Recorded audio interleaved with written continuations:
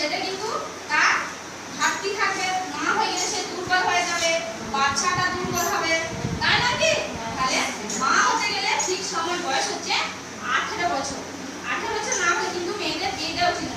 আমাদের কিন্তু 15 বছর বয়সে বিয়ে দেওয়া হয়ে যাচ্ছে, এটা যেন কখনোই না হয়। কেন বলেন তো? না না, কখনোই না।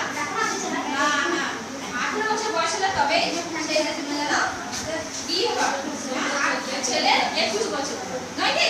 তাহলে 18 বছর বয়সে মা হতে হবে। মা হতে গেলে কি কি করতে হবে? হ্যাঁ, একটা সুস্থ সবল সন্তান জন্মানোর জন্য মাকে কি করতে হবে? মাকে ঠিকমতো স্বাস্থ্যটা ঠিক রাখতে হবে। স্বাস্থ্য যদি ঠিক থাকে তাহলে সে সুস্থ সবল শিশু জন্ম দিতে পারবে, তাই না কি? তুমি যদি একটু রোগা হও তাহলে তোমার বাচ্চাটা কি হবে? তাহলে সে রোগাই হবে।